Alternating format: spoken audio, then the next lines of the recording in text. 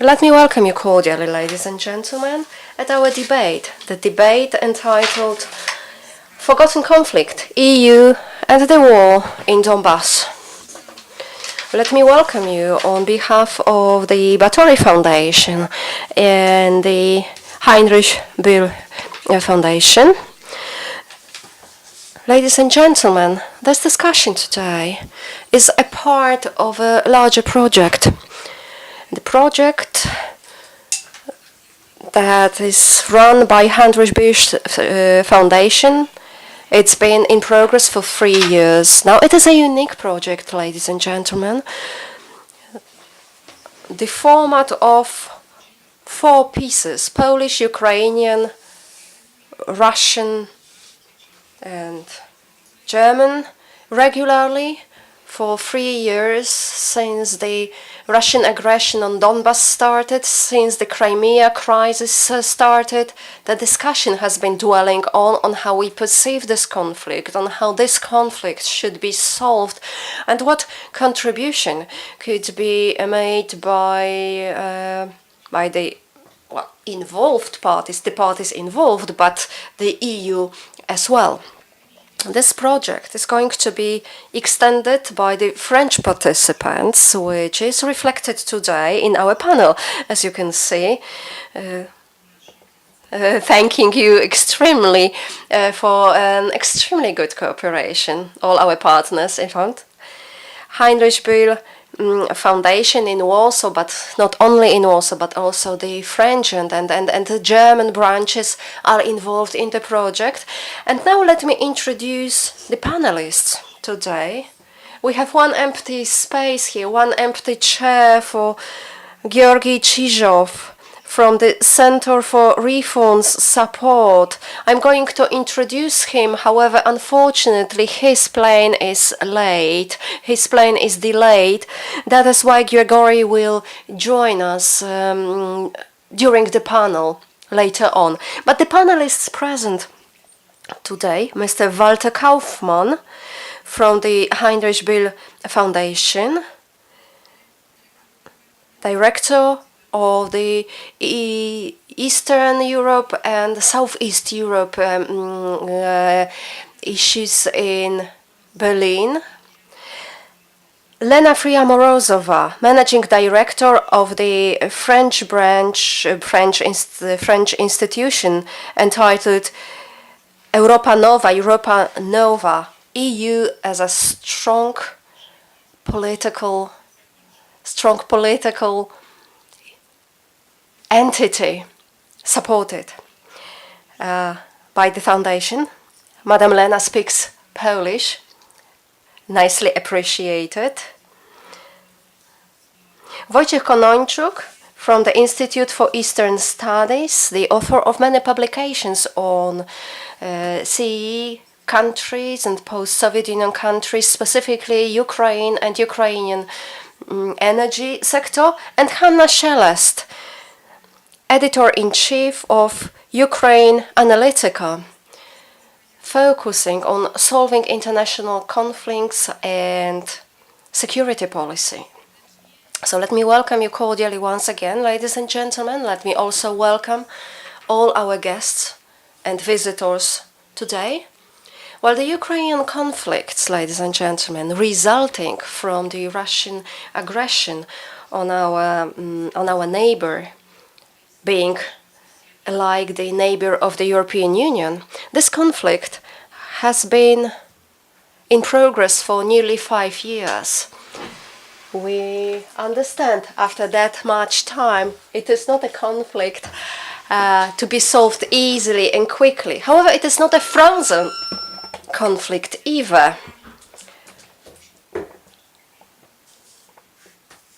Sprzęga. Wojna w takiej niekoniecznie bardzo gorącej. This war dwells on. At the same time, the European environment around this conflict gets more and more complicated.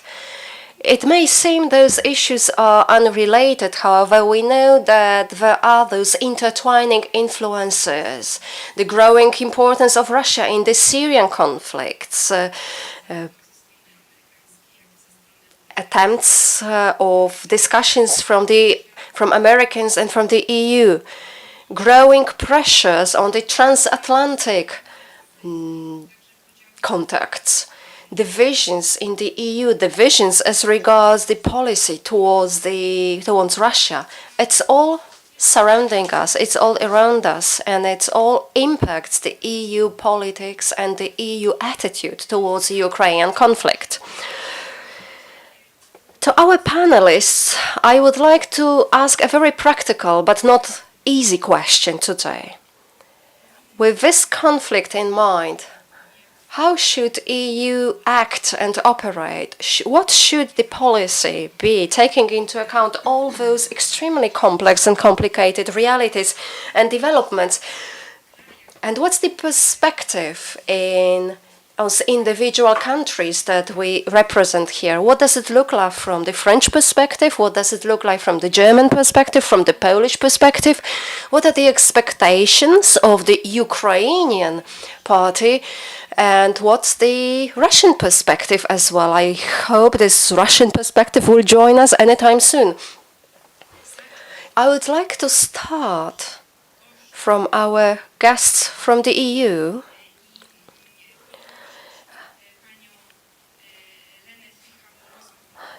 Lena Fricha-Mrozova, could we hear the French perspective first, then the Polish perspective, then the German perspective to follow, and then we'll switch, we'll leave the EU, and we'll hear about the expectations from Ukraine and hopefully from Russia as well. So the floor is yours.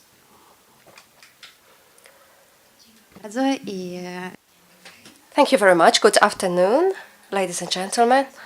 I understand Polish very well, however, I will speak English.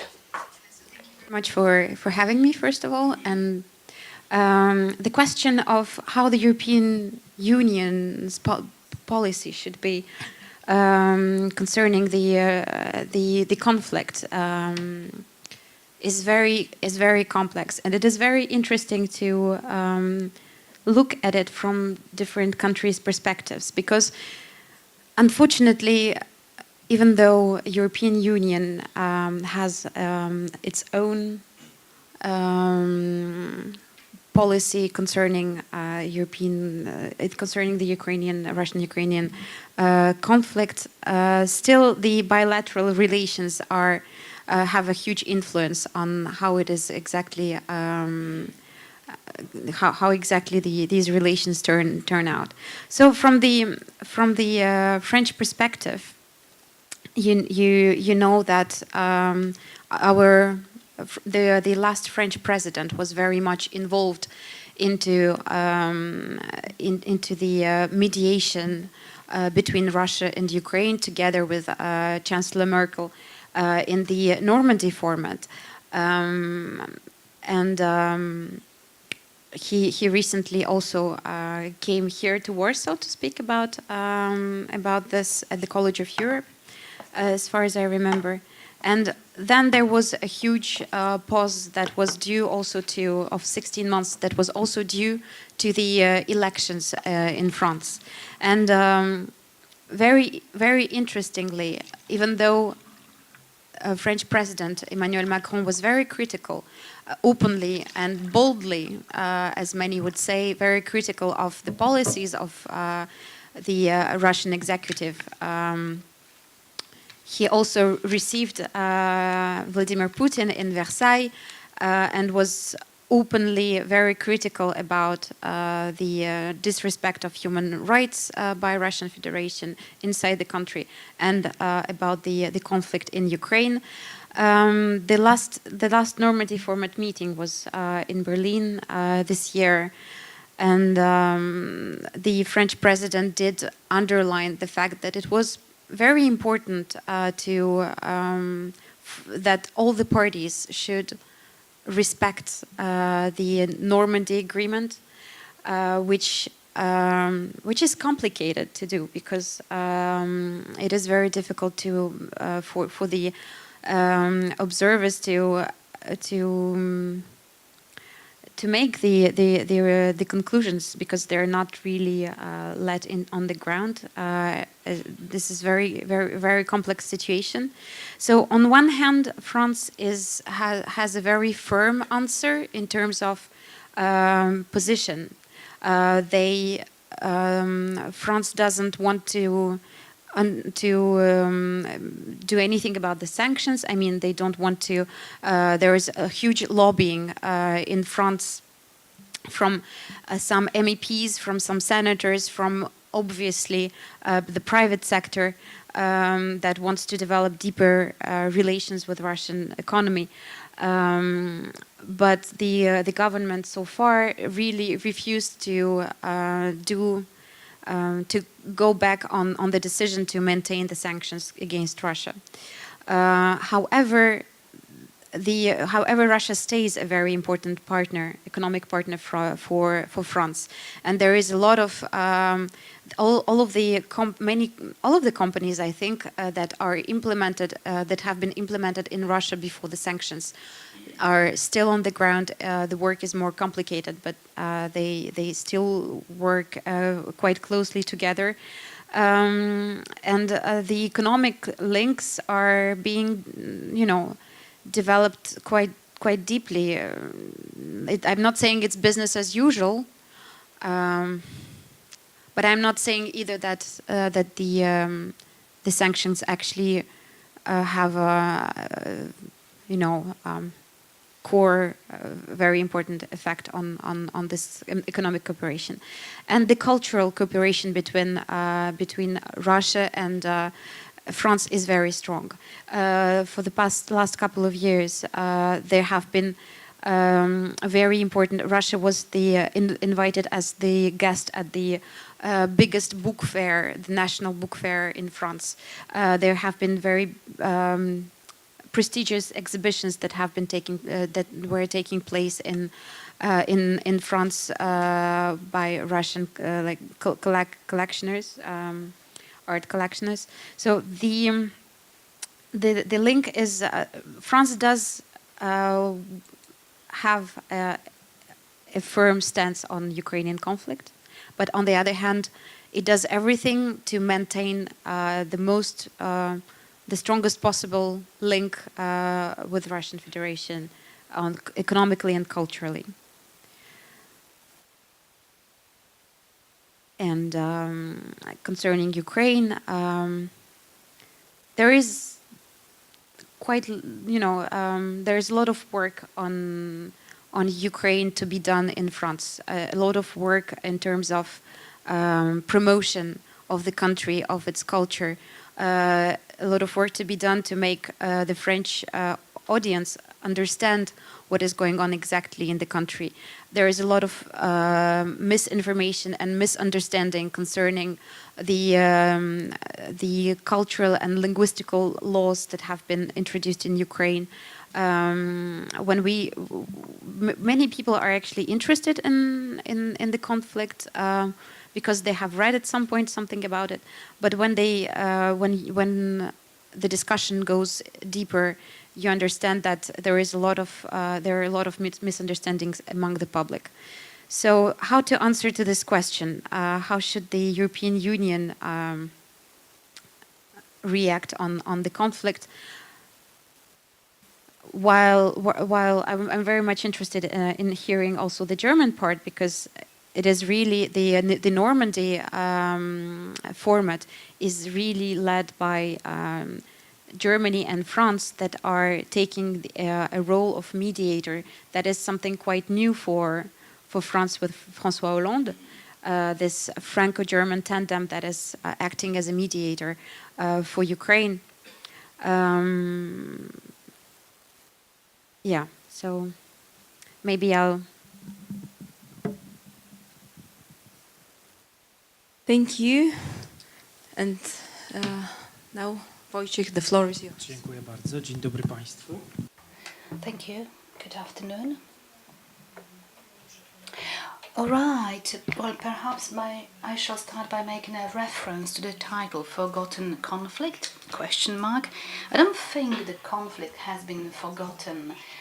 Something that would be the best definition of it, perhaps, is what, because the hot part of the war is over, the world has got used to the conflict, or it just does not notice it. When we think about societies, especially of the western part of the EU, and when I saw the title of today's meeting, I thought about a situation which might be, at the first glance, amusing when in July a group of Belgium football supporters were going to Donbas, and they were stopped on the contact line by Ukrainian militaries who told them, but there's war in this region, you should go around. And I mean, a bit amusing and also tragic in itself situation, shows the lack of knowledge in the EU on how the situation looks like in Donbas, in Rostov, and what are the consequences of the conflict. Yeah, well, there's over 1 million of internal refugees. I would say that none of the parties to the conflict today has the illusion that it can be quickly solved. And it's also true about the EU and the main member states. And it's sort of against the political rhetorics that we can hear. The gridlock, I think, this is the word that you should use. The gridlock on Donbass is a fact, and overcoming it seems hardly possible in the foreseeable future. If we ask about the EU response to the conflict, well, I would say that to a rational mind, the response would be the way it is today. Well, obviously, you have to take account of all of the complications of the internal conflict context, but also the external one. When you overlap the two contexts, you might say that the policy of the EU will remain the way it is, which is not to say that certain things must not be recommended to Brussels and member states, and this is what I'm going to do in a couple of moments. In my opinion, what is positive is the fact that the main decision makers in the EU, in Paris and Berlin, can understand. It did take them some time, but they can understand today that the key issues of the Minsk agreements is not acceptable for Kiev, and pressurizing Ukrainian authorities to implement the most important clauses is a bad idea, because due to political reasons it is impossible, and not only for today's authorities running Ukraine, but anybody else who's going to appear later on.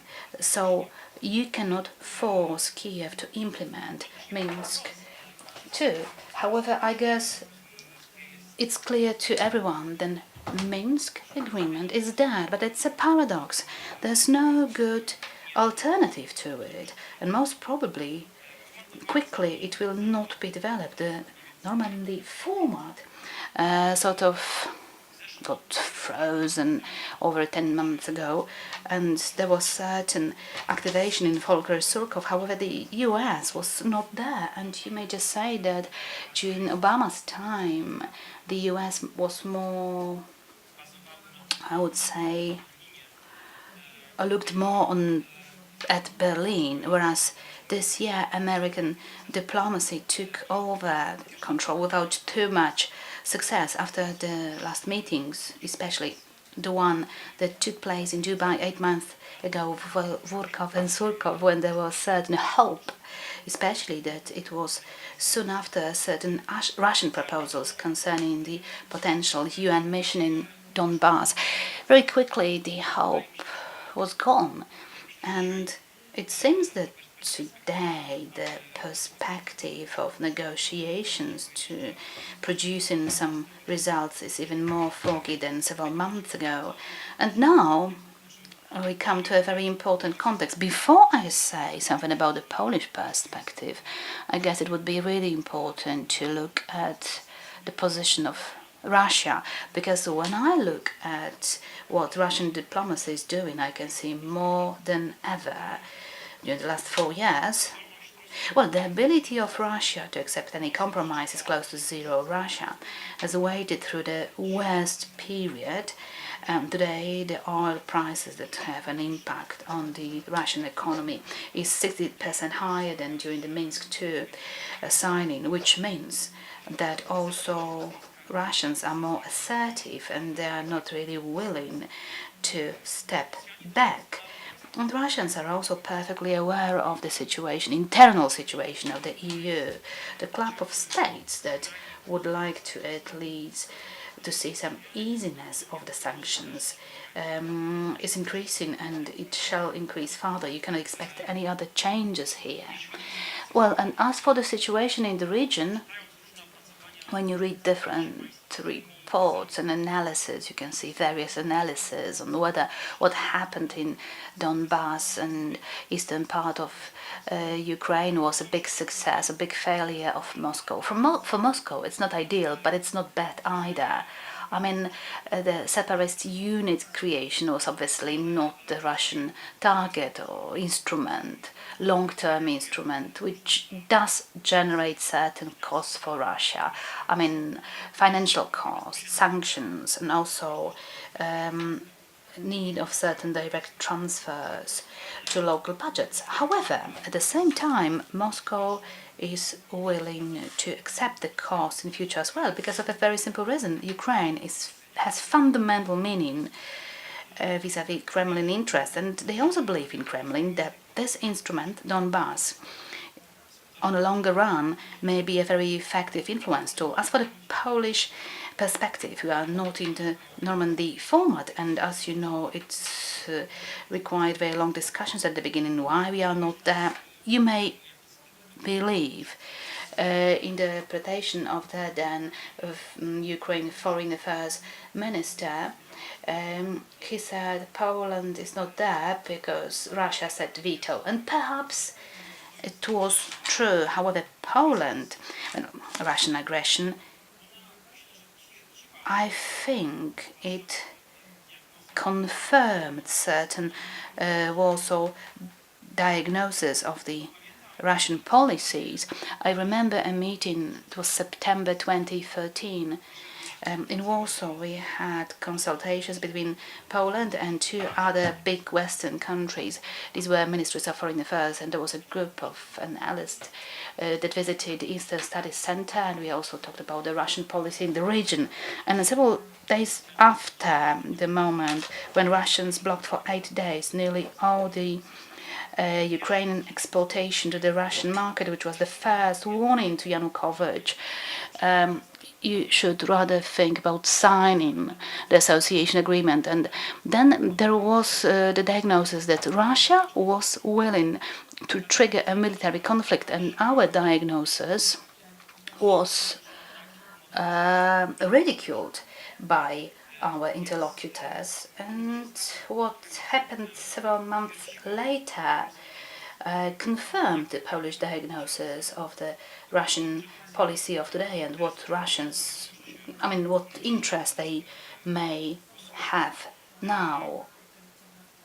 Well, in spite of the fact that the conflict in eastern Ukraine has lasted for over 4 years now, and it led to certain important, I would say, corrections. I don't want to talk about fundamental changes, among others, in German politics.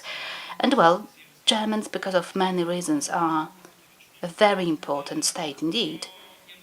But still, I would rather not overestimate the changes. I don't want to say that they have no value, but I wouldn't like to overestimate them. If you look at opinion polls in Poland and Germany and you compare them, 2/3 of Poles see threat in Russia, and only 1/3 of Germans would say so.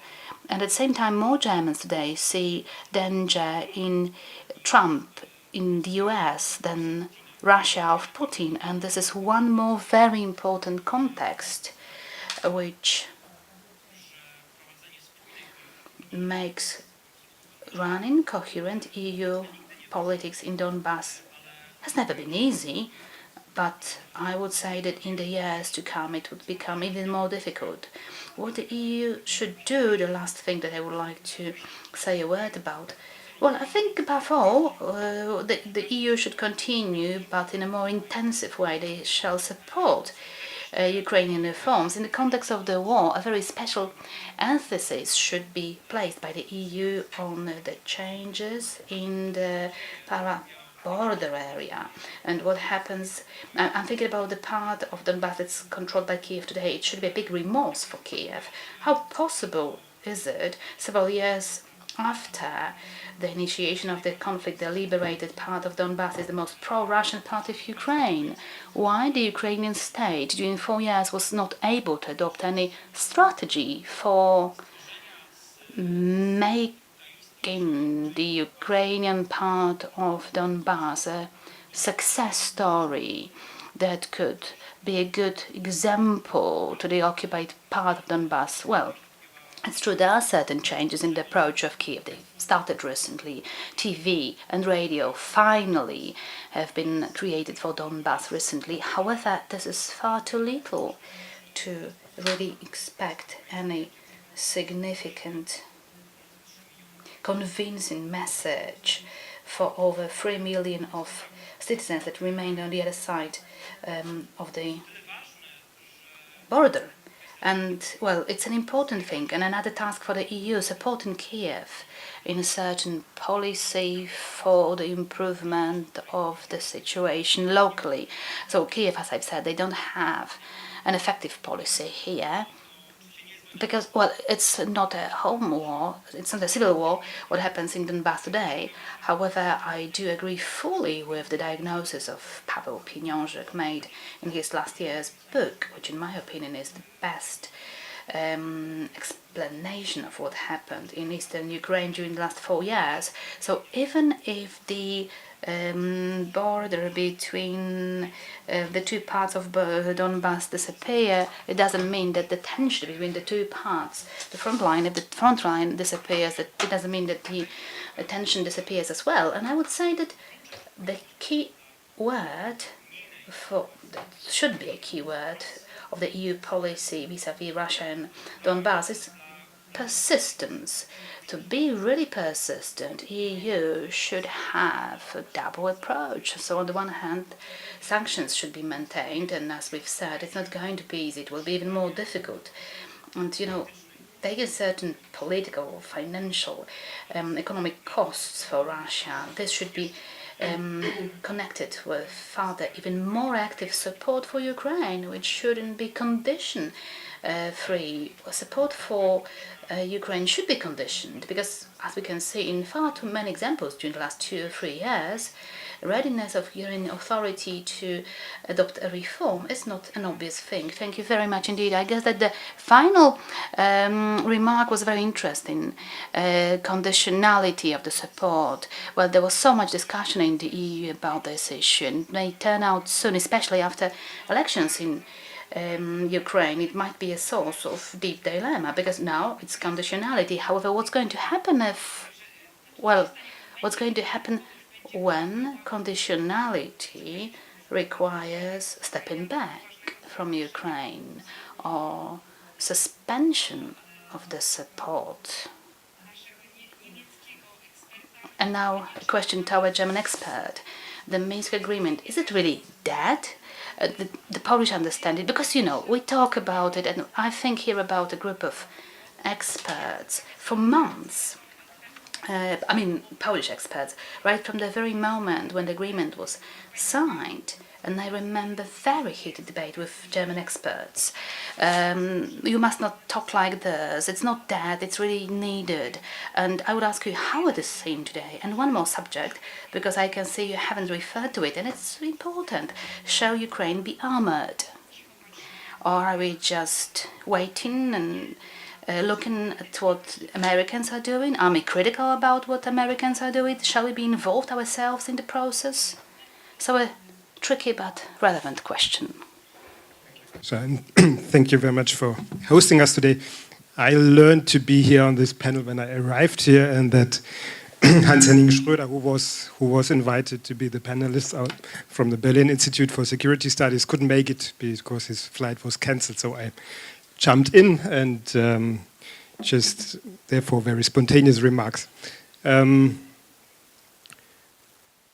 Well, on Minsk, we've been saying from the green perspective, the Heinrich Böll Foundation, we've been saying from the very beginning this Minsk cannot work. It cannot be fully implemented.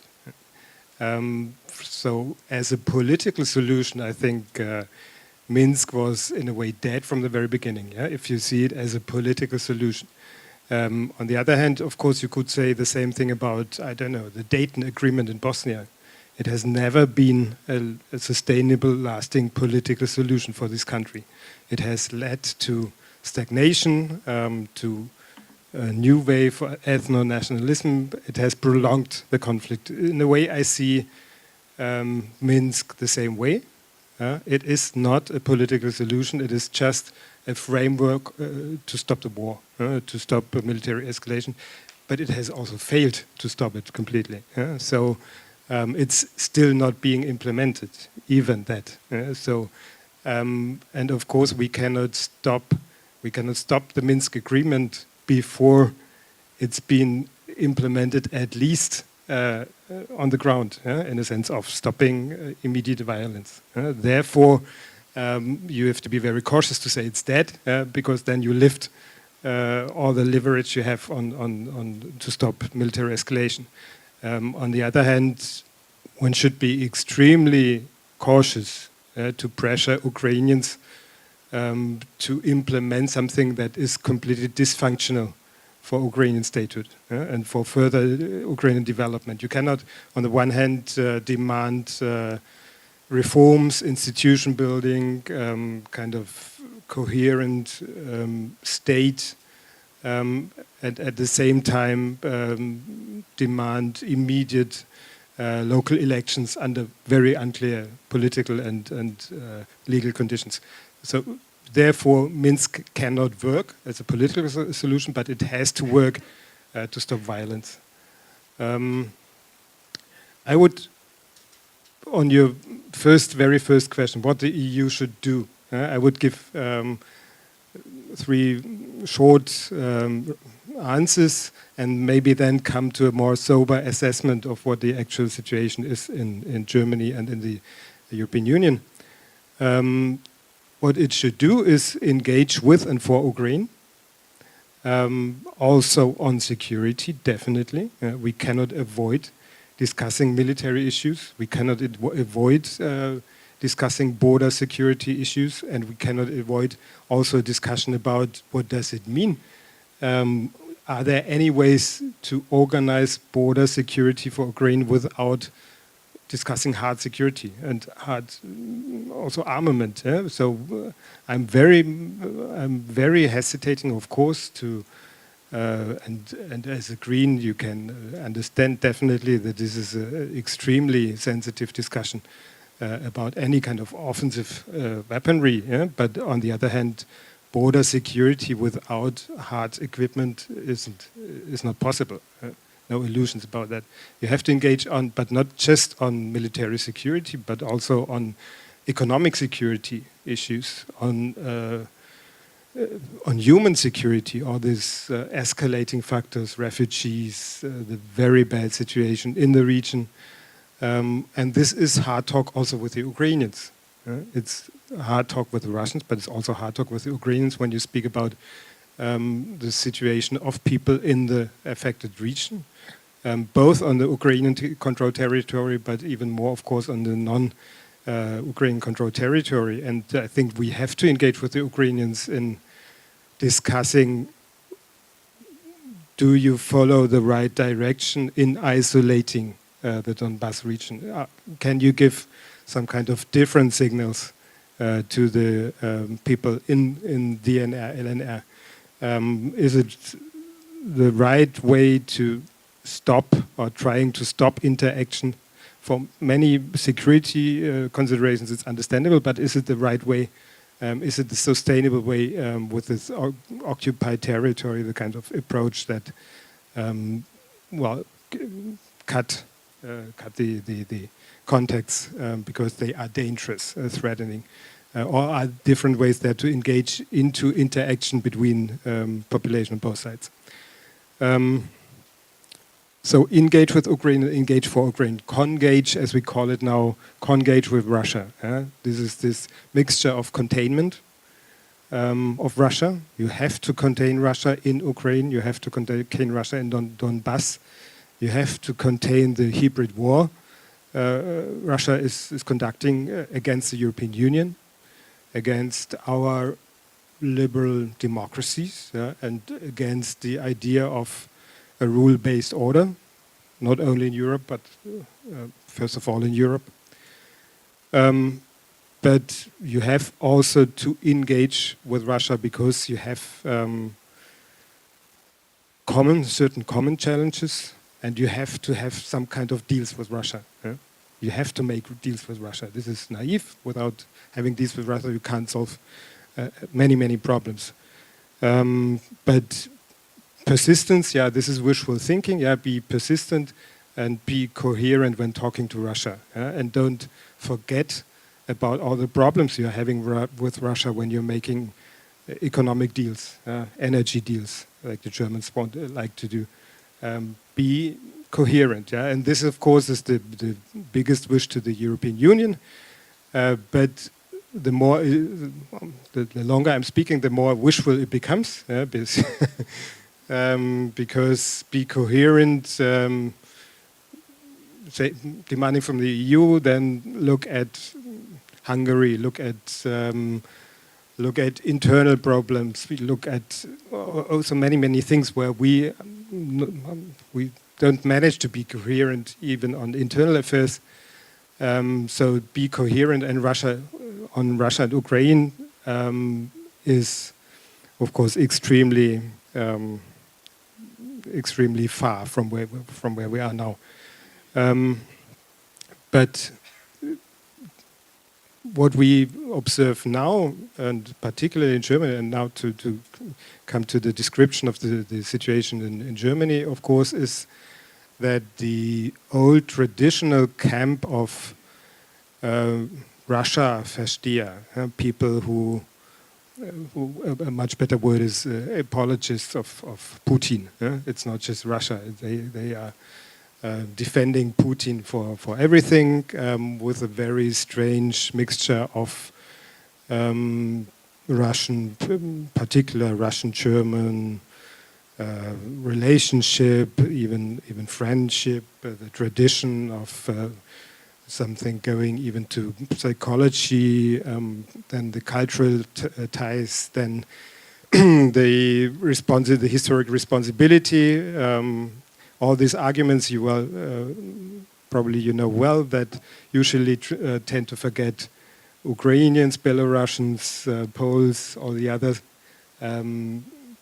This camp, this very traditional camp, is now strongly again strengthened by Trump, by the Trump complex. The Trump complex really changes the picture. Or a year ago, I would still have said, well, you know, the Social Democrats, they have learned a lot. They've got extremely disillusioned with Russia. I think this has really happened. And if you look at our foreign minister and many others, there's really a kind of big disillusionment with this old traditional Entspannungspolitik, return to Willy Brandt, and so this doesn't work anymore. But from the German public, there's a growing pressure that we have to find a solution with Russia now, in order not to contain Russia, but to contain Trump, to contain the US, which is also destroying multilateralism, which is also kind of trying to weaken the EU. And of course, Trump is in the German public seen as a much bigger problem than Putin. Trump is a kind of global threat. Putin is a kind of problem for Europe and some of them. This is not what I do share. Of course, I see Trump as a problem. This is definitely the case. But in the German perception, if you would look at the polls, and so I think Trump is definitely being perceived as the much bigger problem, and consequently, the attitude towards Russia and policy towards Russia changes. And I think this is the biggest challenge for the years to come. How do we manage to stay at least somehow coherent towards the east and towards the west. Dziękuję bardzo. Trump jako czynnik President Trump as the pro-Russian factor. And this symptomatic difference between Polish and German, but also Polish and French perspective on the cooperation with Russia. I'm trying to translate this making deals. It's not cooperation, it's not concluding transactions. It's about keeping, solving problems, keeping some relations, decision-based relations with Russia. I understand that from Polish perspective, it is not that important element. It is important from the French and the German perspective, not necessarily Polish as much. But how about the Ukrainian perspective? Easily understood our wonderful moderator, but unfortunately I can't speak Polish at all. So I'll try at least not to speak very quick English, that I know sometimes is a problem for me. I think it is good to be the last one at least among the present. We will see if we have the empty chair being filled. But in some way I can react because the very nice presentations that I heard at the previous hour of this session, they reflected some of the stereotypes that exist in the European Union, in some of the European countries, that are probably the main concern for Ukraine when we speak about the Ukrainian-European cooperation in terms of the conflict resolution and everything happening for the last almost 5 years. You're right, in the end of November it will be 5 years as the current crisis started, because we definitely can't say that the conflict started just 5 years ago. It was just the escalation, but the roots, they had much longer history, because these conflicts are definitely not about the territory. It's about values and about choices. And that is very important, because if we start to analyze it more from this perspective, it's more understandable what Ukraine really expects. Because you can't say that we expect $10 million support, or we expect 10 tanks or few airplanes from one or another state. That's not a solution. That is good support that's always needed, but that is definitely not that support what Ukraine and Ukrainian society are looking and searching in the European capitals. But first of all, I will probably start from the notion that is it forgotten conflict? Definitely not. It's too early to speak like this. It is not even a frozen conflict yet. But why it is also not forgotten? Because to forget something, it is very subjective, and it is about perceptions. That's perfectly understandable that attention at the certain points can go lower because of some other crises happening around the world. But that's like physical body. In our countries, our world, it's still like the physical body of the person. You have the tooth pain, but then suddenly you put your finger in the door and close it. You forget about your tooth pain that you had for the last 2 days, because immediately it is the pain in your finger that you just closed the doors on it. The same what is happening in the world. Ukrainian crisis is continuing. It's the conflict in and around Ukraine. It is in the agenda. We can see it from all the statements happening within the international organizations. We can see it at most of the negotiations. But at the same time, definitely we understand perfectly that today you have something happening in Syria. Tomorrow you have Northern Korea. And it is always this some kind of struggle for attention. And it will not be forgotten as soon as, first of all, Ukraine would put it to the agenda of the negotiations with our partners as many times as possible. And the second is when in many of the European capitals they would understand that it's not anymore the Russian-Ukrainian conflict. It is definitely Russian-Ukrainian war happening in Donbas. But at the same time, it is more and more becoming the conflict of values between the Europe and between and Russia.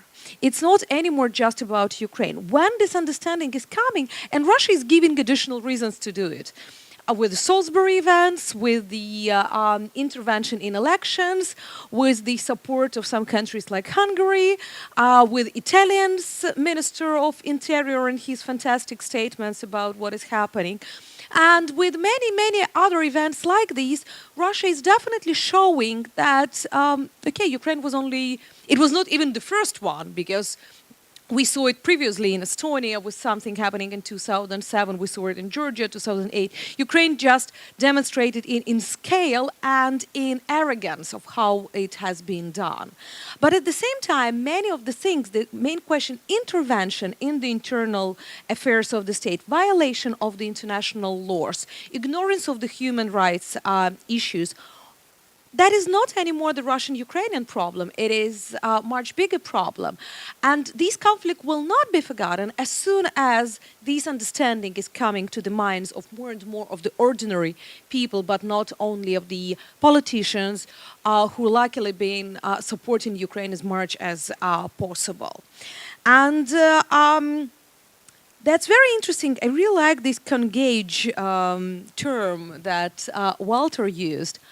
And unfortunately, there are more and more countries coming with this approach. That's probably a philosophical dispute. Can we, at the same time, engage and contain, or can you engage with somebody behaving like this, somebody who is not respecting you and your sovereignty? Because for some historians, definitely the answer to this question came back in 1938-39. And it is quite a big camp who thinks that, one, we showed, is it possible to engage for containment, and appeasement didn't help the world. Others definitely are showing that we are living in a different world, and there are bigger problems, and there are global issues and threats and challenges that we still can make deals with Russian Federation. But here is also the issue of what Elena was talking about, culture. And it seems to me that is one of the perfect examples, because Russia definitely started to invest a lot in cultural programs around Europe, and not only. The same we can see in Turkey, for example, with many events happening, exhibitions, cultural groups coming, theater, wherever. So demonstrating something like creating the image, the positive image of Russia, because when you see Russia as the cultural heritage and everything, a lot of ordinary people are becoming softer in approaches as much as possible. But at the same time, that is very tricky thing, because creating this positive image, it makes a lot of people to forget what is really on the agenda, what is the real issue on the table. And at the same time, not looking what Russia is doing simultaneously, like try to imagine about France. It's really a perfect example now, because Russia is trying to create a positive image of itself in France. At the same time, look what image of France Russia is creating in Russia. Recently, two centers, one from Ukraine, one from Estonia, made a wonderful project about the image of Europe in Russian media. They analyzed news at three main Russian TV channels and how they portrayed different European capitals in their media. It is very interesting, good. In terms of, it is statistician, I mean, it's not subjective. They made it with the calculations. You can find it online. And they also made few videos about this. One is exactly about image of France in Russian media. So what Russian evening news are telling about France for their citizens? It's just disaster. It's not just only negative. It is creation of everything offensive about the leaders of the country, about people. It is everything about the threats of gay marriages. It is naming the president of France as Gerontophile. I mean, all that you can imagine creating this image. So you have it simultaneously. Russia is creating its positive image in France, but creating bad image of France in Russia. but also through culture, sometimes stealing the history of others. As we had a wonderful example with Ukraine, with the princess from 11th century, when suddenly Anna, Prince of Kiev, became Prince of Russia. Nobody cared that Russia didn't exist, that even Moscow didn't exist at the time when Anna lived. But it was also this idea through culture creating the different images. And that is what many capitals, unfortunately, are witnessing, but still not ready to accept or to work with this, because culture is not perceived as something that can be a challenge. However, currently culture is becoming a perfect way for propaganda. And going further from here, and about the Minsk agreements, because a lot were talked here about it. I completely agree with the Walter, and that's what I've been telling from the very beginning, that Minsk agreement is first of all the framework. And it is important to be understood as the framework, as well as a Normandy format. And here is very interesting, because I can say that Normandy format is nothing about European Union, let's be honest. Geneva format that preceded Normandy, it was about European Union, because European Union was presented as the organization there. It was US, European Union, Russia, and Ukraine. However, that format didn't work because of different reasons. So now it is about France and Germany, but not about the European Union as the organizations. Sanctions, it is about European Union as organization. But first, returning back to Minsk, and I completely disagree with Wojciech when he said that Minsk agreement is not acceptable for Ukraine, or it can't be implemented by Ukraine. Because let's look for the articles. Most of what Ukraine could do, Ukraine did. It maybe didn't implement it fully. I said what we could, yeah, because like elections, one of those issues. Ukraine has a legislation about elections there, but what is the point in Minsk? Elections organized according to the law of Ukraine. Yep. So Ukrainian legislation in terms of elections emphasize the equal presence of all political parties, all rights for the citizens to vote, definitely security of the polling stations, and possibility for media, including international media, to be present, and possibilities for the international observers. At least 5 basics, not speaking about all our obligations according to the OSCE, yep, good elections. Have you ever read the statements of the representatives of so-called Donetsk and Lugansk people republics about how they see elections to be organized? No, first of all, 1.5 million of IDPs from those regions will not be able to vote in that elections. So first, one of the biggest rights for the vote cannot be implemented. Second, security. If the ceasefire is still not in place, how we can guarantee security of the polling stations? Access of media. Do we have a proper access of media to the uncontrolled territories? Will we have them? Definitely not. International observers. If OSCE doesn't have, I mean, the Special Monitoring Mission, the proper right to be at any point, they should be according to the agreement, yep, which even separatists signed. Do you believe that other election observers will be able to fulfill their obligations? So that is the issue, that what is possible, but it's not that Ukraine doesn't want to organize elections. I always ask the question, how? Who will tell me how we can organize considering these conditions on the ground? The second issue is definitely that I've never heard any statements from the leadership of Ukraine telling that Minsk is something that we don't accept. The president every time states that we accept Minsk, we would like to implement them. But we start from the first, it is ceasefire. Let's finally have the ceasefire. At the same time, I heard several statements, and the biggest amount at the last month from the Russian Federation, stating that Minsk is dead or Minsk is not possible anymore. One of them were after the assassination of Zakharchenko, the leader of DNR, that Russians said, okay, he signed, he is dead, it's probably not possible, or something like this. there were several statements of this type from other representatives of the Russian Federation. So for me, it is the question for whom, in this case, it is better if Minsk agreement will not work or will be stopped. Because if there is no Minsk, if there is no Normandy, we need to start the new negotiations. And here we come not negotiating about the substance, but for negotiations about negotiations. Who will be involved, who are the mediators, where to organize them, and so on and so on. And here I have big doubts that, for example, we still have the same involvement of France and Germany. Because Russians can insist, for example, on the greater involvement of the United States, or searching for, I don't know, Turkish or Kazakhstan or anybody else. And will it have any real substance? Will it be about the role of European Union?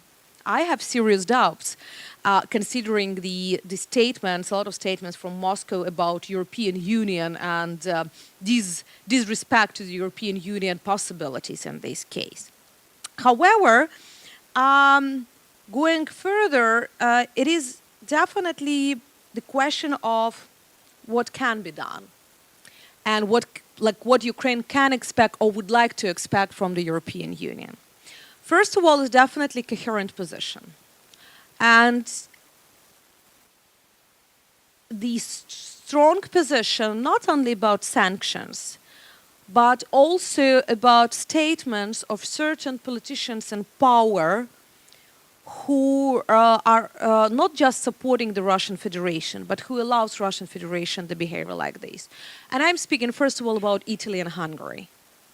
The latest events for the last year definitely did not bring the strength to the European position. Sanctions is only one question, because unfortunately it's not only about sanctions. But these statements make European Union weaker, both in eyes of the Russian Federation and in eyes of many Ukrainians. And Ukraine definitely needs united and strong Europe as a symbol of something that can oppose and can support. The second is, it is the issue of being more coherent in terms of the positions about the violations of certain norms. And here we go for the recent Siemens case. If, for example, we take Germany, but they're not the only one. Unfortunately, we definitely know about the French companies also going, like, we have sanctions, but how to go and a little bit around them. Because in this case, it means that these companies are undermining the legitimacy of their own state and of the union. And then it's definitely the cases like representation of DNR opened in Marseille. Luckily, we had the position of the government who were strongly condemned it, but then we had decision of the court who didn't care about this, and they are completely okay with the representation of the separatist group in one of the towns. So unfortunately, it's not new. Like we are now, because Marseille, it was last week's decision, if I'm not mistaken, that's why it's so fresh, but Georgia witnessed it a lot. And that's probably yet one thing that what Ukraine is expecting, that Europe to learn the lessons from both Georgia and Ukraine. Because many of the instruments used, they were similar. And it's not only about the big actions or information campaigns, but it is about the continuation and legitimization of the separatist regions, not only in the discourse, but also through such representations, for example. Because, if I'm not mistaken, either Abkhazia or South Ossetia, they had representation in San Marino. And it was wonderful how it was written at the MFA of Abkhazia website that it is embassy. And definitely nobody in San Marino could even name who are they and how, but they existed and they were used perfectly for the internal propaganda. Then we go to the peacekeeping, because now, especially this week, when the United Nations General Assembly is happening, this issue is again becoming topical and discussed. Some compromises were recently named as possible. And the Russian position is that no NATO member states but we still have the European Union member states who are not members of NATO. So it is the serious question, can we have these members of the European Union being presented as members of the possible peacekeeping mission in Donbas? Because these will add to the peace process. And the same with the OSCE. It is definitely that Ukraine would like to see more European Union citizens there, rather than Russian, Kazakh, or Belarusian citizens among them, because they definitely have problems sometimes on the ground with their actions. So greater involvement through other mechanisms, not only in the Normandy format, but other mechanisms on the ground, or those that are possible for the transformation. And the last but not the least probably point that I will make now, because I can talk definitely for long, it is the conditionality of support. It seems to me we need to be clear with this issue. What kind of support? If you say about support in terms of reform of the country, for example, grants given for the reforms like the European Union advisory mission, that help with the judiciary reform, with the police reform, wherever. Here I agree, conditionality is important because it is also about accountability and about delivery of reforms, no problems. But if you say about conditionality of support in terms of the peace process or the conflict, that's definitely like you shouldn't mix. And unfortunately, sometimes we hear this, that, for example, why we should continue with sanctions, Ukraine have problems with corruption. That is the mix of things that should not be put in the same salad. Yep. So that should be clear, because very often when you're speaking, I mean, not you personally, but when European Union representatives are talking about the conditionality of support, it is accepted and it is used in the discourse as the general that European Union or individual countries can stop supporting Ukraine in case reforms are not happening same quick as expected. But at the same time, it's definitely different type of support, and as soon as we don't make it clear, it brings serious problems, especially before the elections, let's be honest. Elections will be serious issues because it is both presidential and parliamentary, and unfortunately the campaign already started. And a lot of statements that the European Union leaders will be doing, they will be used during the election campaigns by both camps in their support.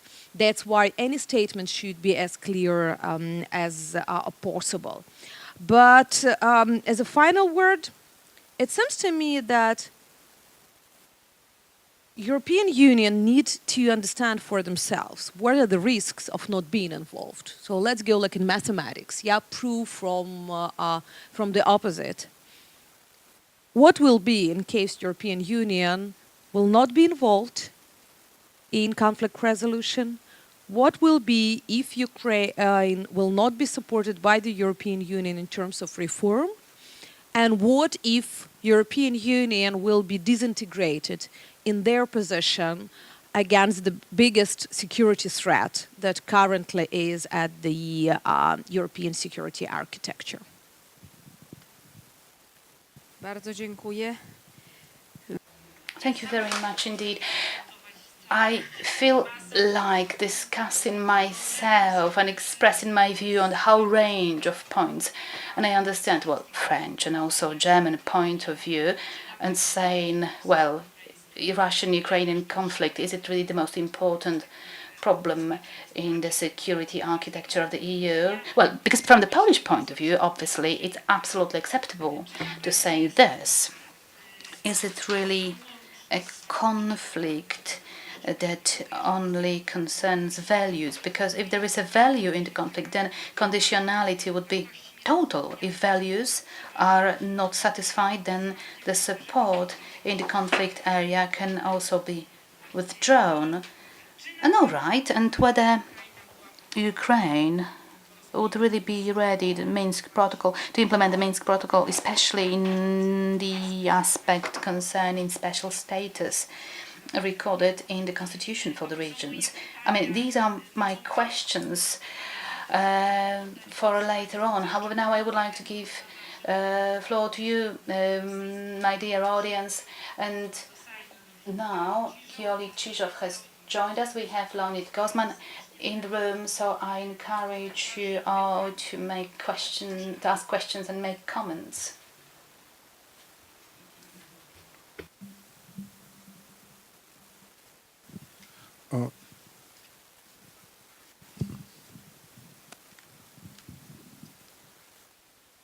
Да, добрый день. I'm Georgi Chizhov. I'm from the European Dialogue Group, Russia. Well, I'm sorry, but well, there was a problem with the plane, so I came late and.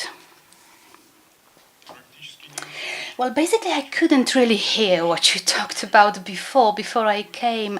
However, if you want to talk about European policy vis-à-vis Russian and Ukrainian conflict, well, obviously, this is a different story. You have to mention how the sanctions against Russia were imposed. It was an external action, and Europe was divided on this subject indeed. So it was a kind of spontaneous reaction, maybe not really examined vis-à-vis its consequences.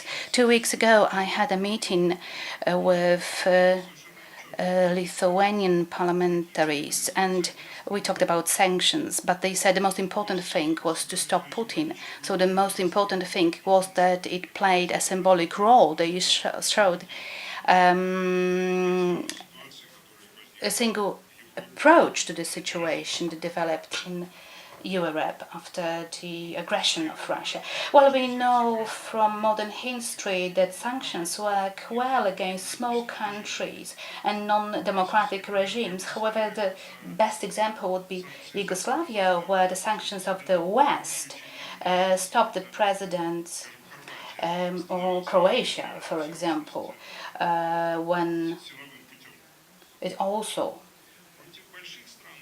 played around the law. However, I would say when you have a big country, such sanctions are really weak, and this is what the Russian authorities are relying on. The main approach is to wait a couple of years. After some time, sanctions will be lifted up, and this is what we see more and more often in European countries, European policies. We hear that, well, sanctions above all are hitting simple people in Russia, and they are not guilty of what the state is doing, that sanctions are also harming European countries, and basically they make any discussions with Kremlin difficult. Well, as for simple people, well, I think this is exaggeration because, as the economists say, the impact of sanctions, not only European but also American and other foreign sanctions, is mostly about slowing down the Russian economy, but the impact at the level of 10-15%. Other reasons of Russian economy problems are the consequences of some objective problems in Russian economy functioning in general. Well, in the perspective, sanctions can slow down development of the oil section, and well, it's still an open question, is it good or bad, in fact. Well, basically, I would say, if you talk about simple Russians and their view on the sanctions, they mostly talk about the embargo on food products, but you must not forget about the fact that, well, European products are also met with counter-sanctions that the Russian authorities imposed, and afterwards Russian propaganda tried to play on it and show that it was just a consequence of what the West did. Well, as for the economic consequences, so certain limitations in cooperation with Russians. Yes, it's all clear, and definitely there are certain pressures that are felt in business, and well, also Germans. We also could see certain voices, could hear certain voices in public discussion. Concerning also America and how it hit back the American businesses and so on and so forth. However, nevertheless, sanctions have the role that they played at the time of the imposing. They just showed that the EU has a common standing on the Russians' aggression and that European countries wanted to stop Russia. Well, it is quite obvious that irrespective of different views of European states and certain advocates of Putin that would rather go closer to the Russians' position due to economic reasons, political reasons, whatever. Whenever we have the voting time, the sanctions are being postponed and postponed. And even when non-democratic leaders that we have today in Europe, that they are objectively speaking closer to Russian authorities, they are still not too much against the European position.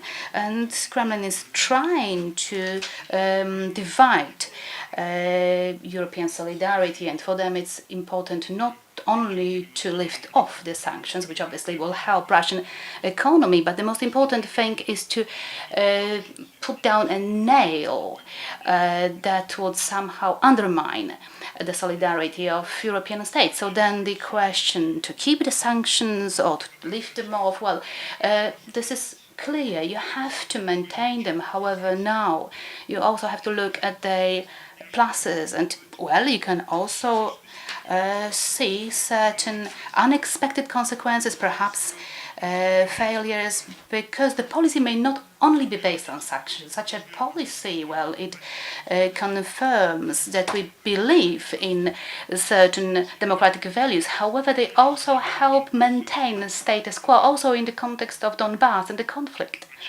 Well, it's obvious that Russia is quite a big country and you cannot really resign of too many things in a battle with them. Well, so Putin simply goes forward, but he's not really going to have a proper conflict with the opponents. And basically, Ukraine here is not seen as a subject. Well, Russian politicians say, and they also demonstrated with their activity, that Ukraine, it won't last long. And they also suggest that Ukraine should be divided. We've heard it very many times, such statements. And well, to change this situation between Russia and Europe, it would only be possible with a success of Ukrainian project. If Ukraine solves the problems that occurred after Maidan, after the revolution, if Ukraine can confirm its stability and demonstrate the proper development of institutions, then Russia will have to step out. And, well, to believe that it's going to happen quickly is rather impossible. So in what way Europe could support Ukraine? Well, yes, obviously it can be done through the necessary economic support, and it happens today as well. And in spite of the fact that, well, there are certain significant doubts in the effectiveness of the support, yes, there's corruption in Ukraine, there are certain new practices, but they are not that widespread. Well, what we need is a more systemic support in development of institutions and tools that support European practices. Well, certain institutes have been opened already, however, they are not effective yet. They not only need European consultants, but also European supervision or control. Ukraine perhaps is not ready for all this. In Russia, obviously, we may also start in Russia we can also start information campaign on the progress of Ukraine. And well, at the end, I would like to tell you about a Russian fairy tale. There was an old man, and he met death, and it was well hidden.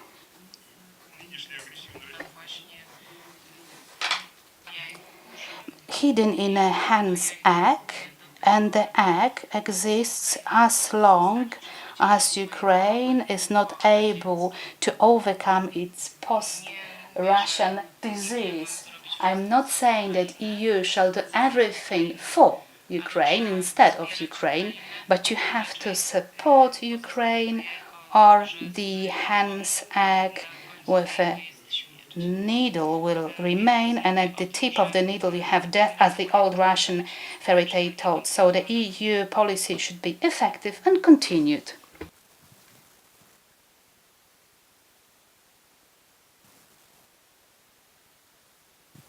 Катерина, можно комментарий, да? Коротенький. Да. Короткий, спасибо. May I comment? May I comment shortly? Leonid Gosman. I'm from Russia, just like Diego. It's incredible because we talked once over Skype, but I fully agree with what he said. In Russia, there is this group of people who think like myself or like Igor. We agree with one another. Let me, however, add some comments. You need to understand that Putin and the Russian state, I do not want to say Russia, the Russian state, they lost in Donbas already, and actually it happened some time ago, and Putin understands it pretty well.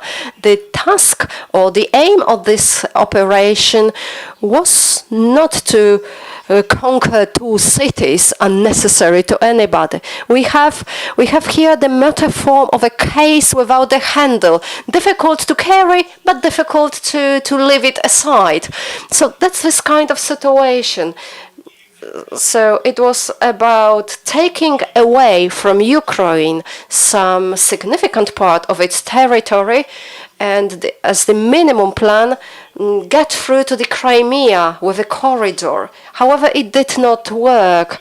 Our leaders, I'm sure, they already know that this war is lost, but it's also easy to stop this war without losing the face, and it can be done, and Putin could do it.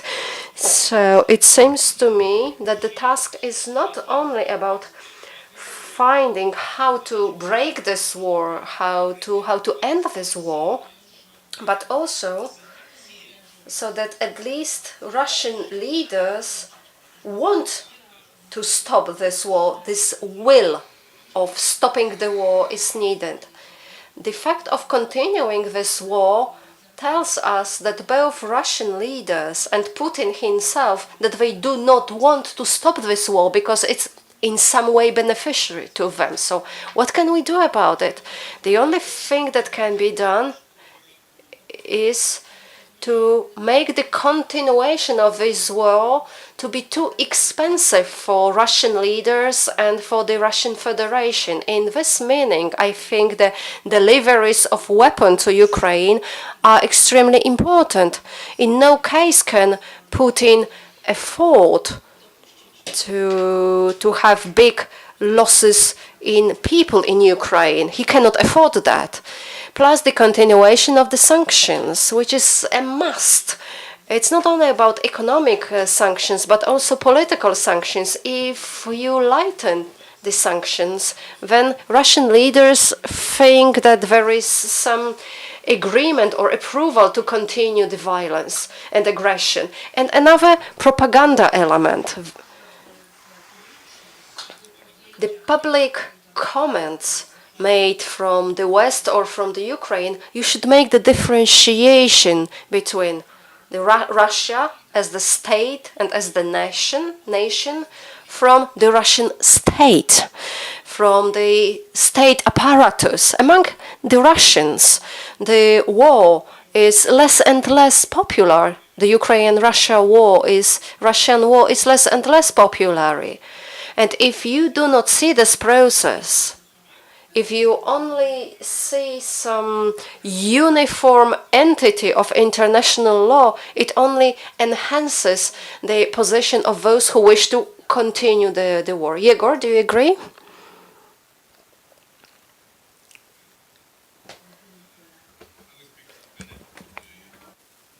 Our guests, I will speak in English. First of all, does sanction work? I've read several analyses that sanctions do work. This is a reply to our Russian guest. They do work, maybe not in terms of the stability of the Russian state, but in terms of the development, further development, and the capabilities of adaptation to the new economic realities. And from that point of view, almost every indicator shows that Russia is much worse than it was, let's say, 10 years ago. Replying to our French guest, and the same German, the level of cooperation between the French and German economies went down considerably as a result of sanctions. That means we do have few big corporations who remain there, but they do not explain themselves. They do not translate into the success of economic cooperation between, let's say, economic organisms of Germany and France and Russia. For example, in Russia, before the sanctions were introduced, there were 6,200 German companies. There are now less than 2,000, and most of them are dead. That means they are shells. So, you know, it needs, when we try to draw some conclusions, we need to go into the details, and I'm not sure that I can present the whole picture, but for example, Kurt Volker, when he made his presentation in Washington recently, and Dan Fried, who was responsible for the Americans' policy of sanctions, they do confirm this view that sanctions work. And now one thing, when we speak about EU and the war in Donbas, I think it's a bit misleading, because then we speak about the atmospherics, about the Italy and Hungary, etc. There is another organization which is very much European and transatlantic, which is NATO, which you've mentioned, actually, Hanna. And in NATO, the situation is totally different. Even if we do not take into consideration those governments who are members of the EU and are not members of NATO, within NATO, the Hungarian and Italian government, only 2 weeks ago during the conference of ambassadors concerning Russia, there was an analysis, they did not voice any protestations against the very strong policy of NATO. I want to remind you also that there were 2 attempts to reinvigorate the NATO-Russia Council. The first one was introductory. The second one was broken after 1 hour because Russia delegation was shocked with the strong position of NATO members, and not just Americans, the Europeans as well. So the question is, how is it possible that in the EU we have this call and appeal for unity and clarification of policy, and in NATO, when the same governments, in every government, probably with the exception of Polish one, there is one institution which coordinates policies, and they do coordinate policy within the European Union, NATO, and bilaterally. And when we do talk about policies, of course, in German terms, it is a chancellery. It's not the Foreign Office. In France, it is a president's. We need to look in details how they translate this coordination policy into various instruments of keeping the cohesion of the European members of NATO and of the European Union, and at the same time put pressure on Russia and help Ukraine. Thank you. Dziękuję.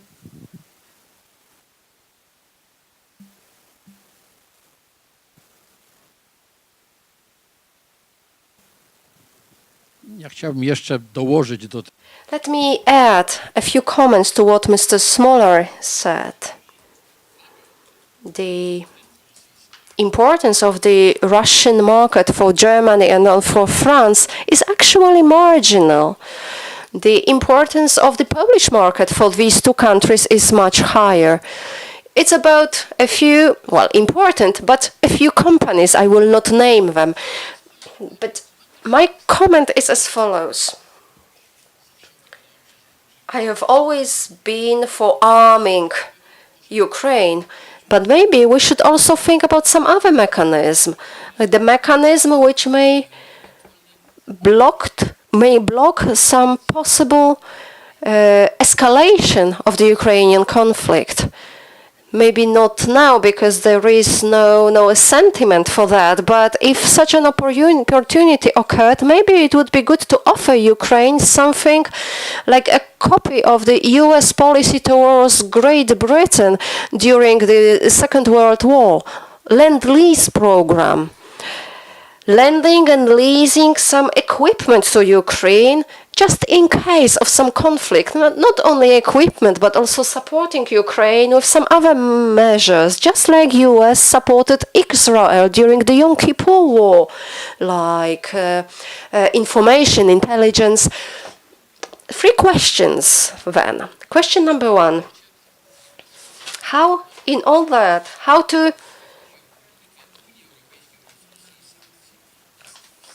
to treat the US in all that? Well, President Trump carries out or executes Putin's policy in the United States, but it's not because it's Putin's policy. Well, President Trump thinks this policy is in line with the interest of the US. However, it's actually weakening the EU. As for Russia, President Trump should be ready to show that he is not Russian agent whatsoever, and he should be tough on Russia. Will this US toughness have influence on EU decisions? Question number 2. How these relations between EU and Ukraine is going to be impacted by bilateral relations, like Polish history-based politics towards Ukraine. It may pose some threat on Ukrainian territorial integrity. Anybody else? Yes, we have. I think we have a few questions more, and then we'll come back to the panelists. Nina Kraśko. Ladies and gentlemen, listening this discussion today, I mainly concluded that except the gentleman from Poland, nobody noticed that this conflict also involves some ethnic issues, national issues, and Ukraine does nothing to contain or eliminate this conflict. I've been listening to Mr. Crossman and discussions on Russian TV. You can see the experts from Ukraine and what they say about Donetsk People's Republic or Lugansk People's Republic. It's horrendous. They do not treat them as people. They treat them as some objects managed by Putin.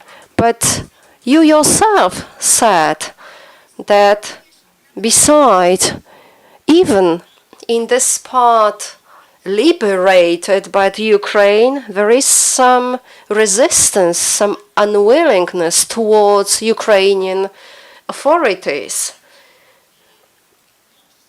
And the support for Russia is stronger there. Ukraine does everything it can to break culture-based contacts and civilization-based contracts, but mainly culture-based contacts with Russia.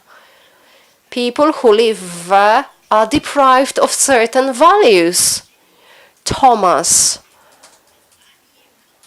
autocephalic Orthodox Church in Ukraine. Autocephalic Church, Orthodox Church is going to be implemented in Ukraine, just like in Poland after the First World War, against the Orthodox Church of Moscow. Let me finish, please. It's always like that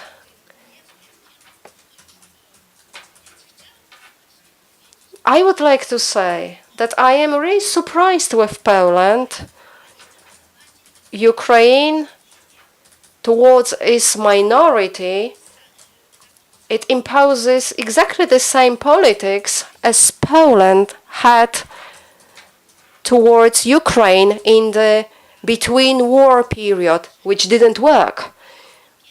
Why do we support in Ukraine things which are condemned in Poland? If in Poland we condemn the marches of nationalists, in Ukraine, yes, let them march.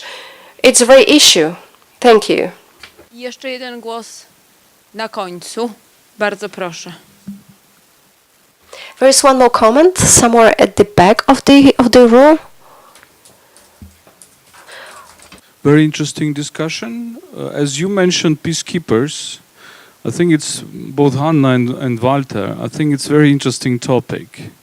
My question is this: do you think that the idea of peacekeepers is aimed at implementing Minsk agreements, or is it contradicting Minsk agreements?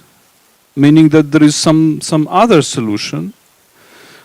How do you interpret it? Maybe more to Walter, the peacekeepers idea is coming mostly from Americans, giving the this anti-American mood or US skeptic or Trump skeptic mood in Germany. How is this idea discussed in Germany, and in which sense it is discussed?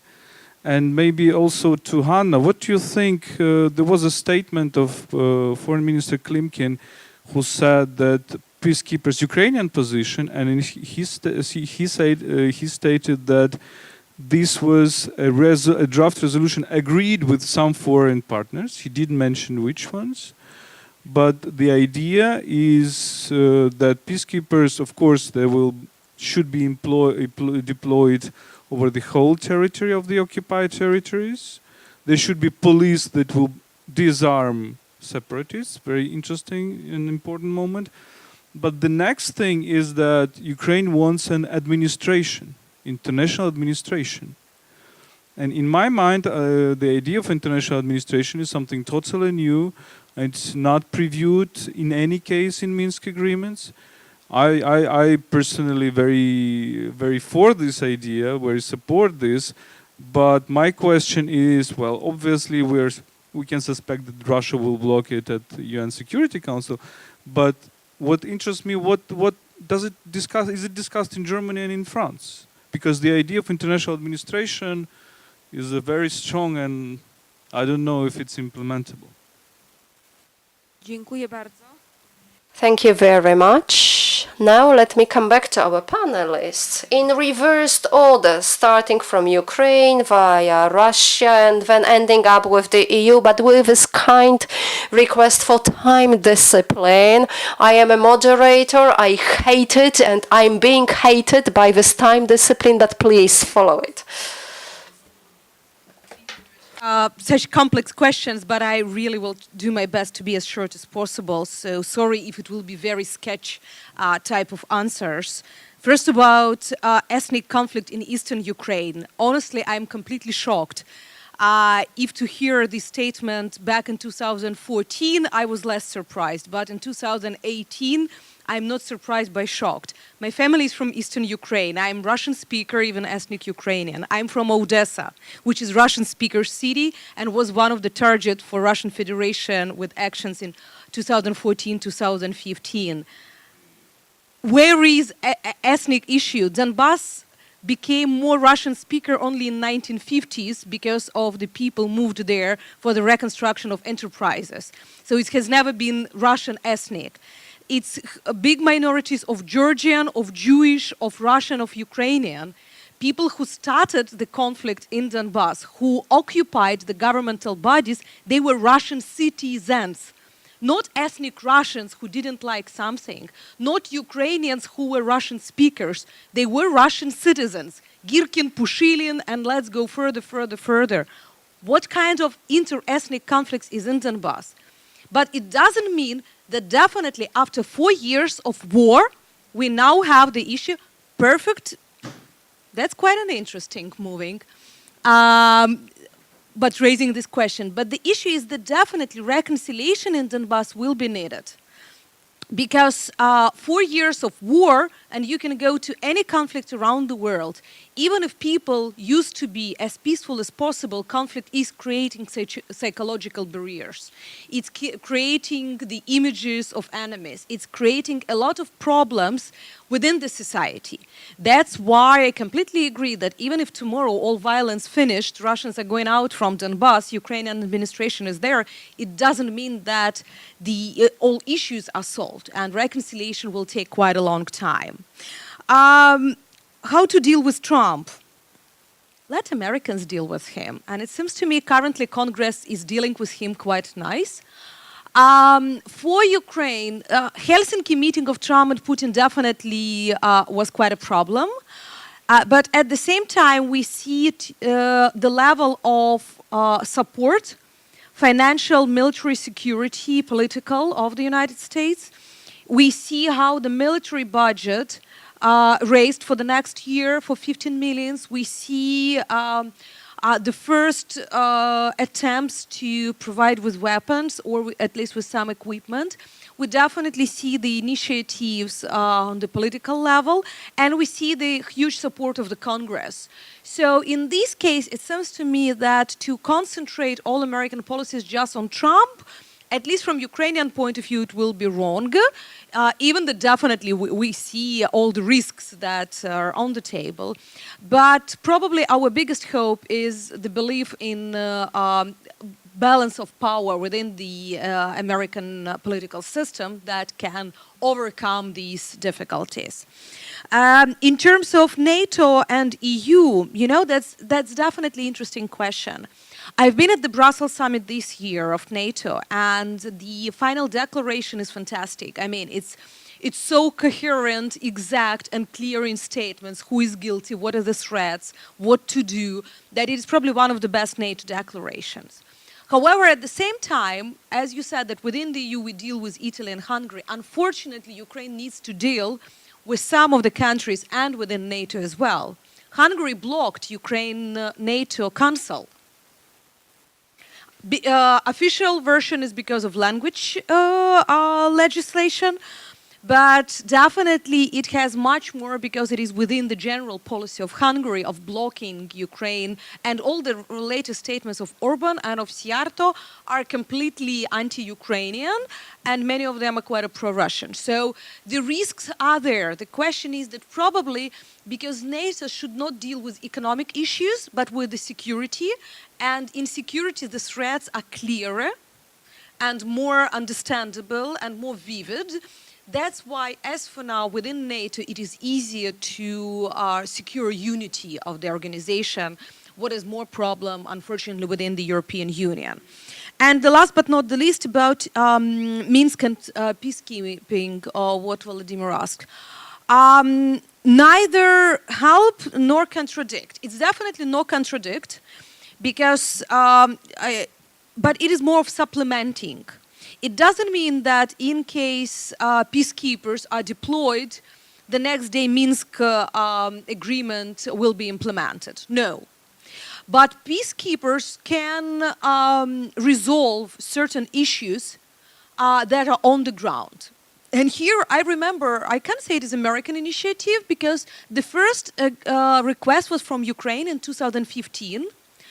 In February 2015, but at that time the decision of the National Security and Defense Council, it was awful. I mean, from the point of view of a person who deals for almost 20 years with peacekeepers, it was something like the first year student will write, because it was about the military police European Union mission, what's never existed. I mean, it was just in the terminology.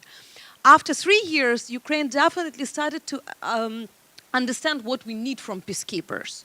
And there are a lot of tasks like demining, or support for the security of weapon storages, for example, or the issues, for example, of providing administrative support on the ground, or reconstruction of critical infrastructure. That's all within the possibilities and within the standard set of the United Nations peacekeepers. Or humanitarian aid, for example, being provided there, because currently we have a lot of charity foundations having problems with this. So all these are peacekeepers, and it can help because of Minsk, despite Minsk, doesn't matter. I mean, they're separately.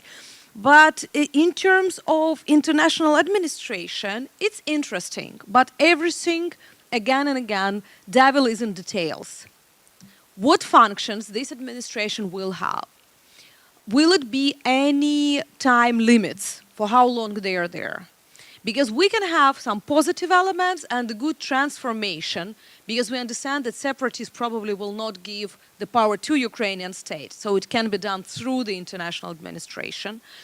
But at the same time, we can have some of the problems, as, for example, Bosnia had, because it was reminded here, when locals stopped caring and being responsible for the local politics on a certain period of time, because they thought that Europeans can resolve all issues because of them. So that is very sensitive issue, probably, to be careful with the functions and timing of the international administration.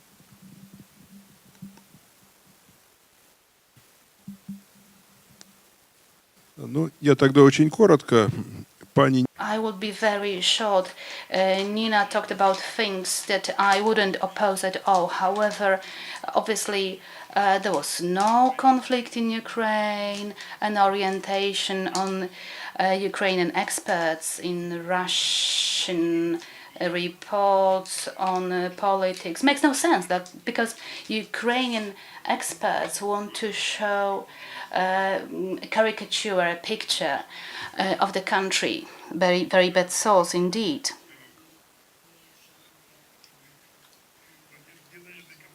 Well, it's a different conference, I think, that I should discuss this subject at. Well, in fact, the situation is even more complex because we don't have bipolar world that we had in the past.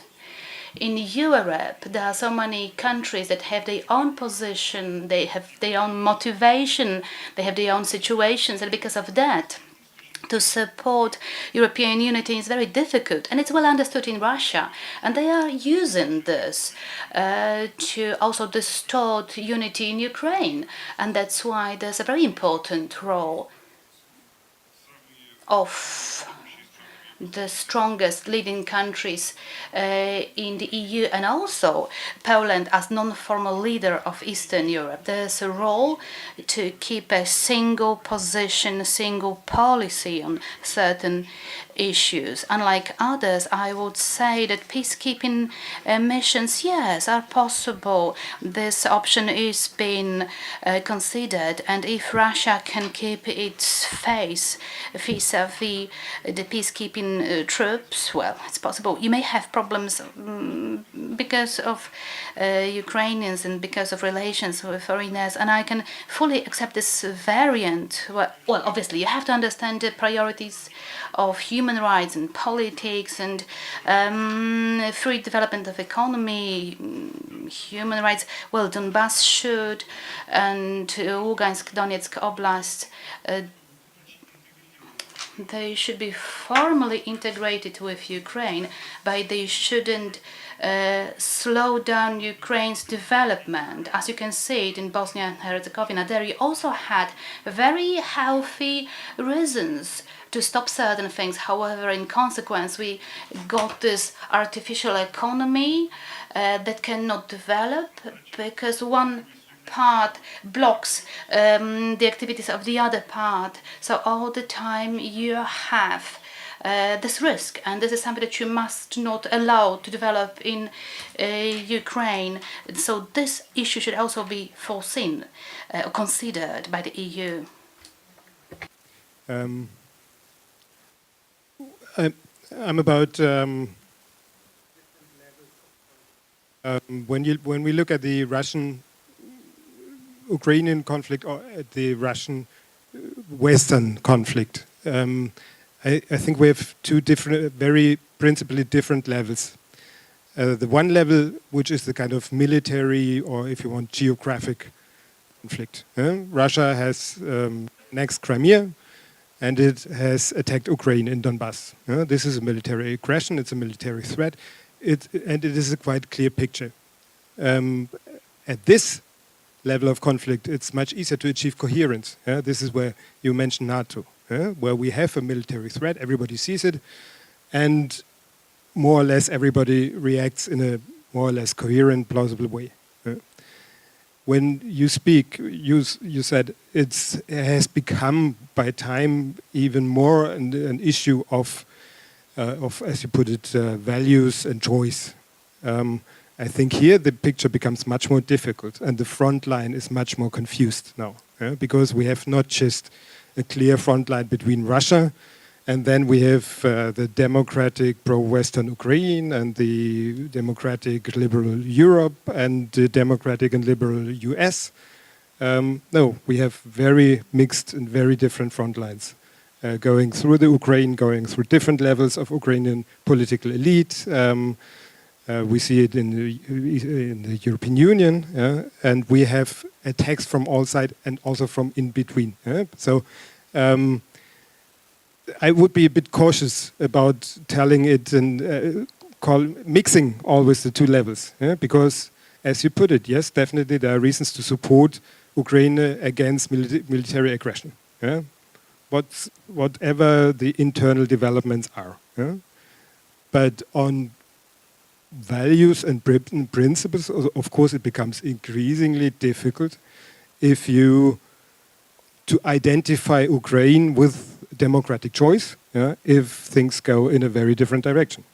Then there's a problem of credibility. And so I would sometimes recommend Ukrainians to be a bit more cautious in mixing these two arguments.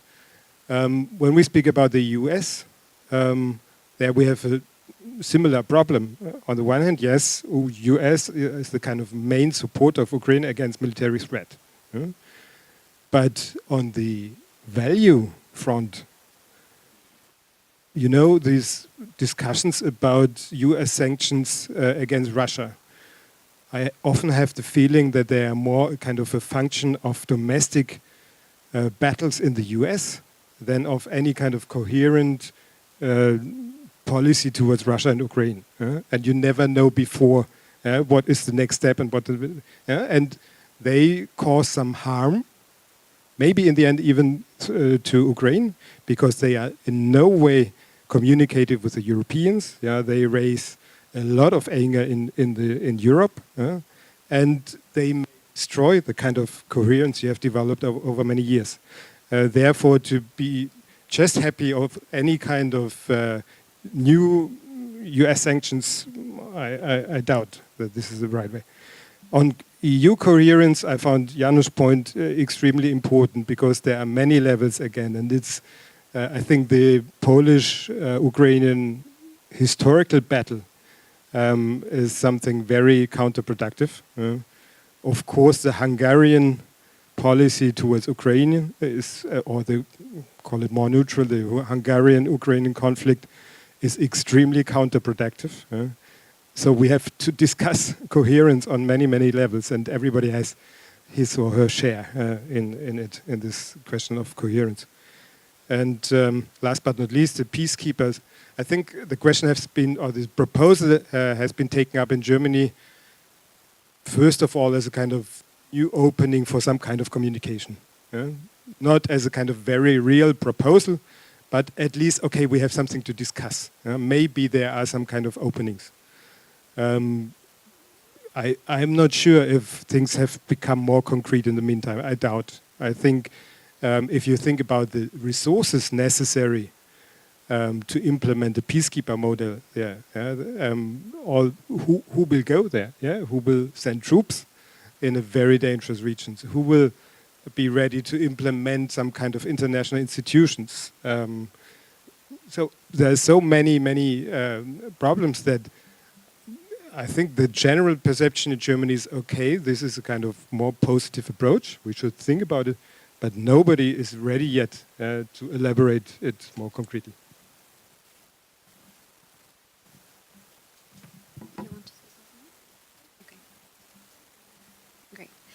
Thank you very much. I think I found your statement really, really strong.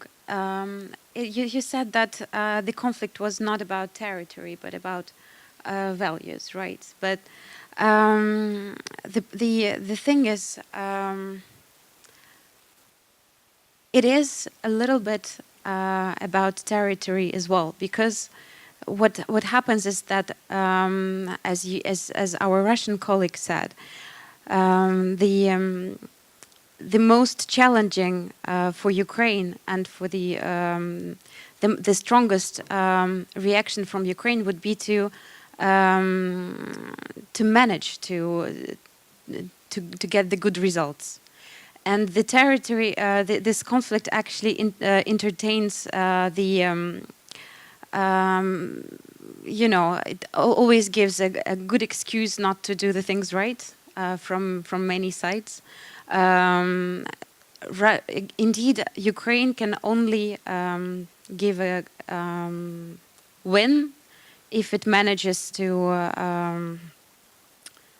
if it manages its internal economics, etc. And this is very true about the European Union as well.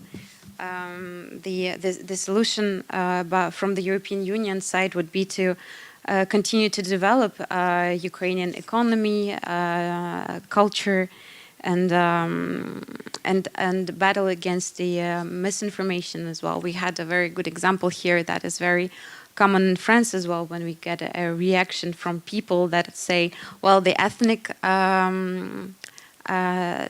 conflict between Russians and Ukrainians. This is a reaction that we get really very oftentimes in France. And Russia, I think, with this conflict with Ukraine and its international policies, does a lot to destabilize Ukraine and to destabilize European Union. And the European Union really needs to, get together, gather up, and only in this way it can give an efficient answer to Ukraine. And from its side, Ukraine can only, win if it also has a very the question of coherence here between the two is very important.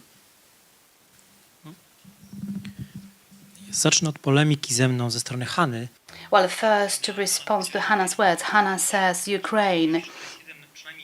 I'm afraid there was at least one point that was very tricky or not doable from the point of view of Ukraine. Point number 11, the one that says Ukraine shall introduce constitutional reform, the key element in which will be decentralization and special status for Lugansk and Donetsk Oblast. Many people don't read it, and this is the key, the footnote, because it says that special areas in the two oblasts will get a special status. Among others, they should have something that's perhaps not very important, the language, the judges to be nominated by local structures, and also people's militia. So we would have a symmetric federation in which the Donbas part will be controlled by whom. And I would like to make a reference to a couple of questions asked here. Mr. Januszkiewicz left, and this is a pity because I just wanted to say something against the thesis proposed by him. Putin's policy in Europe. Well, I think the diagnosis is simplified. I would say that the US under Trump administration introduced the strongest sanctions against Russia, and it's during Trump, not Obama, when weapon was delivered to Ukraine. And obviously there's also a very negative element in Trump's policy. However, it's a kind of paradox of his administration. And the minister also talked about the fact that the Polish historical policy can be an obstacle for Polish-Ukrainian relations. I would say both policies, historical policies in Poland and in Ukraine.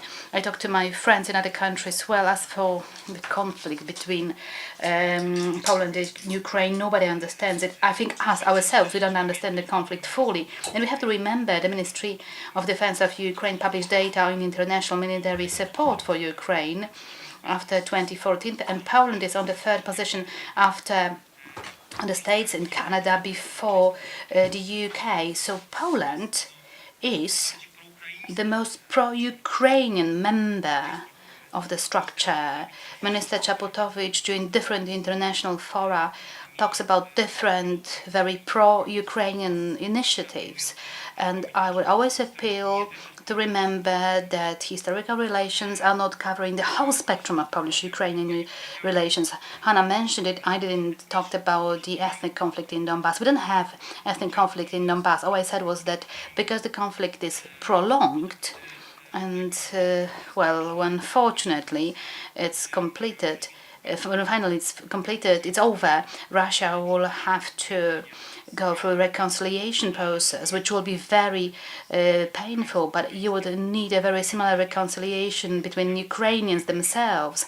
And as different diagnoses vis-à-vis Donbas show, it's becoming more and more probable. Katarzyna talked about conditionality, and if we have to resign it, then what? Conditionality in the EU policy vis-à-vis Ukraine. This is the way I understand it. Now I said that if things are so bad in Ukraine that conditionality makes us resign, yes, and this is what I wanted to make a reference to. I think that apart from any discussion, unconditional support for Ukraine vis-à-vis security, so conflict in eastern Ukraine. Unconditionally, we are on the Ukrainian side. However, as for other aspects, including Ukrainian transformation, which is uncompleted and is far from being completed, conditionality also is associated with the question on efficiency. Well, today, without conditional support of different Western structures, the EU itself, but also International Monetary Fund, without this support, we won't have the independence of NABO, we wouldn't have anti-corruption court, we wouldn't have the act on the gas market and other important issues. There's another question then. Do we want to be credible as EU in the eyes of Ukrainian citizens? And you have to draw certain conclusions from certain obvious mistakes made by the EU. It's a subject for different discussion, mistakes made after the year 2008 in Moldova. Thank you very much. We made this discussion a bit longer. It seems like a non-topic. Nothing can be said. Everything has been said during these 5 years. The deadlock, the stalemate, and we can only spin around the circle. But it's not like that. The longer this conflict dwells on, the more we need to search for solutions in details. The devil is in the details. The same policy has various variations. What's the conditionality about? What's the security support? What's the EU unity? It's interesting topic because we have those individual responsibilities. What's the responsibility of Ukraine for the reforms, but also for the situation on site? It's not about the ethnic conflict, but it's about building up the loyalty towards the Ukrainian state. And this has not been built in. So far, it's not being built in Donbas, it's not being built in other areas of Ukraine. It's also about our Polish responsibility for some historical conflicts. Nobody gets it, nobody understands it, but nobody also knows why we wage it. But we are a EU state, so I wouldn't opt for this symmetric approach. A responsibility of Germany for Nord Stream, which has not been mentioned here, by the way. Hungary, no responsibility whatsoever. It's selling itself to anybody whatsoever, not only Russia, also China. Everybody can buy Hungary's support. France responsibility, well, it's not that smooth that you can do business on the one hand, and on the other hand, you can be really strong and tough military. It's easy to say. In practice, it's much more complicated. And finally, at the end, to cheer up a bit, that we are in a pretty good point. A black scenario, imagine. EU bypasses American sanctions against Iran. I hope it will never happen in the case of Russia. We are far from that, and it's good that we are far. So it was a nearly optimistic reflection at the end. Thank you very much for joining us. Thank you to panelists and to our audience for your discussion.